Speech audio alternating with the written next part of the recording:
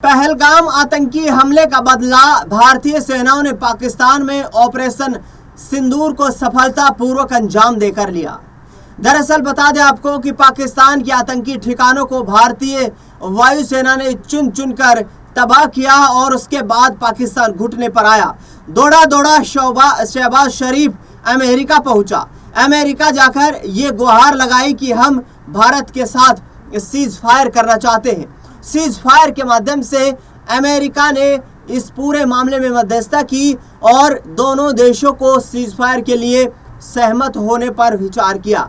दरअसल उसके बाद दोनों देशों के बीच सीज फायर हुआ और पाकिस्तान का देश दुनिया में तमाम तरीके से जो है एक जो मुखौटा था आतंक को लेकर के वो उतर गया और सबने विश्व ने ये माना कि पाकिस्तान आतंकवाद की फैक्ट्री है और इस आतंकवाद की फैक्ट्री को नेस्तनाबूद करने की किसी ने जहमत उठाई है तो वह है भारतीय सेना है। दरअसल आपको बता दें कि अब पाकिस्तान में गृह युद्ध जैसे हालात छिड़ गए हैं। पाकिस्तान की राजनीति इस वक्त गहन संकट में दिखाई दे रही है। एक तरफ इमरान खान के समर्थक लगातार सड़कों पर उतर रहे हैं और शहबाज शरीफ सरकार का तख्ता पलट करने की बात कर रहे हैं। इमरान खान समर्थकों का कहना है कि यदि जिसका सरनेम जरदारी नहीं होगा, जिसका सरनेम शरीफ नहीं होगा, जिसका सरनेम भुट्टो नहीं होगा, उसे पाकिस्तान की राजनीति में कोई जगह नहीं है। इमरान खान को गैर कानूनी तरीके से जेल में डाला गया है। दूसरी ओर पाकिस्तान के पश्चिमी छोर पर सबसे बड़ा प्रांत बलूचिस्तान आज़ादी की लगातार मांग कर रहा है और बलूचिस्तान के नेताओं की तरफ से जो लगातार जदोजहद कर रहे हैं, संघर्ष कर रहे हैं आज़ादी को लेकर, पाकिस्तान से अलग होने को लेकर, उनकी तरफ से ये निर्णायक एक कदम उठाया गया है कि बलूचिस्तान अब पाकिस्तान का हिस्सा नहीं है।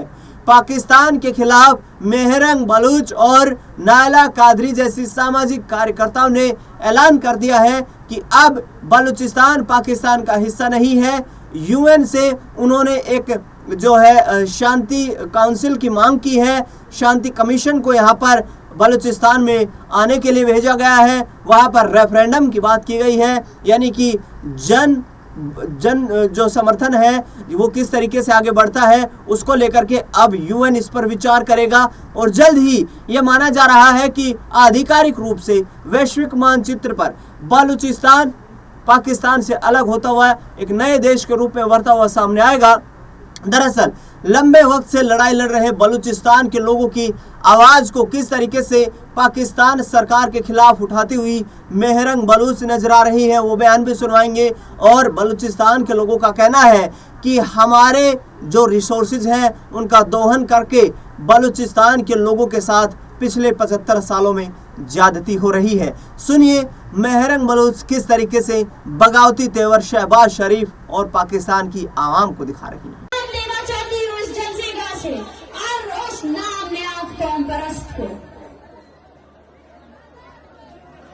जिसका काम यह है कि कैसे बलोचों के खून का सौदा किया जाए कि बाज आ जाओ, अब बलोच आवाम खड़ी हुई है।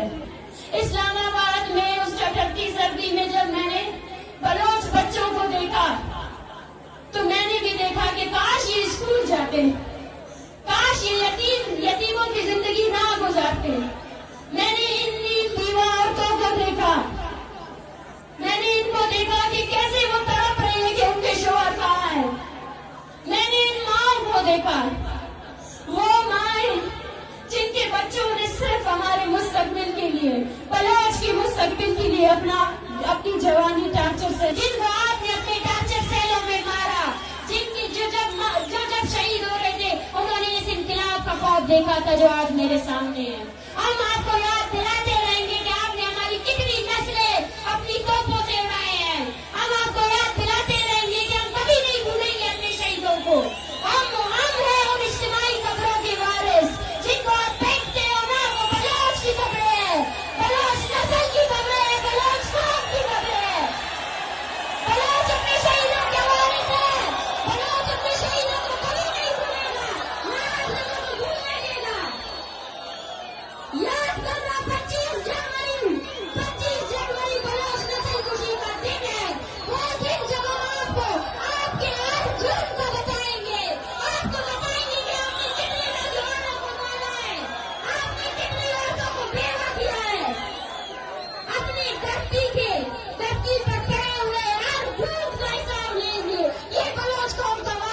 मुझे आज इस जलसे में इनकलाब की बू आ रही है, वो इनकलाब जिसका ख्वाब हमारे शहीदों ने देखा, वो इनकलाब जिसके लिए ये माएं 15-15 सालों से तड़प रही है। उनकी आंखों के आंसू खुश्क हो चुके हैं, उनकी बूढ़ी हड्डियों में जान नहीं रही है कि वो तस्वीर उठा सके। माएं अपने बेटों की पैदाइश पर रोते हैं, तड़पते हैं। आज इस पाकिस्तानी रियासत में हम जब यहाँ सब बैठे हुए हैं, एक 8वीं क्लास की जमात के बच्चे को वहाँ अगवा किया है। वो पाकिस्तानी रियासत तब तक तारीख के सफ़ों में ये भी लिखा जाएगा कि बलोचों की इतनी बहादुर नौजवान नस्ल थी जिसने फौज को पीछे कर दिया और रियासत के सामने निहत्थे खड़े हो गए।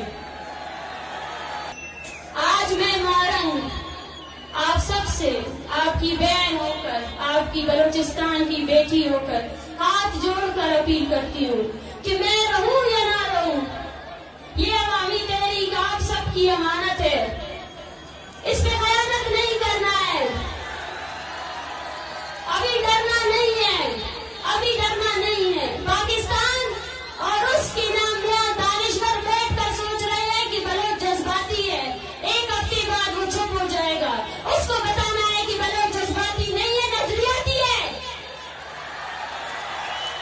21 दिसंबर जब आपकी औरतों की शलवारें खींची गई, उस दिन को याद रखना है, उस दिन को भूलना नहीं है। अपनी याददाश्तों में कुरच कुरच के उस दिन को याद रखना कि जब आपकी औरतों के हौसले इतने मजबूत थे तो बट्टे तो निकाल दिए इन्होंने, फिर शलवारों पर हाथ लगाया इनमें गैरतों ने। वो निकले हुए दुपट्टे ये औरतें आपके सामने लाई है, एक मेयर के तौर पर कि यकजा हो जाओ, यकजा हो जाओ। इस कौम को देखो, ये बदबख्त वही कौम है जिसने बंगालियों की औरतों की असमत दरी की। ये हम पर रहम नहीं करेगी, ये कभी रहम नहीं कर सकती हम पर।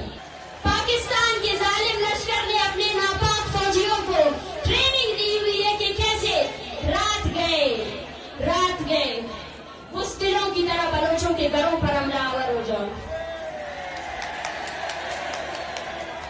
ये वही बुज़दिल है जिनकी पतलूने बंगालियों ने उतारी थी। जब अपने से ताकतवर फौज के सामने आते हैं तो पतलूने उतर जाती है,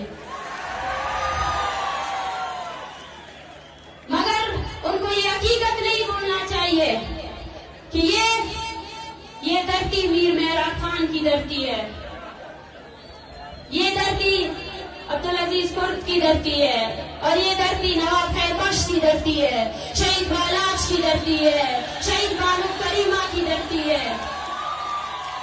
ये डराने से डरने वाले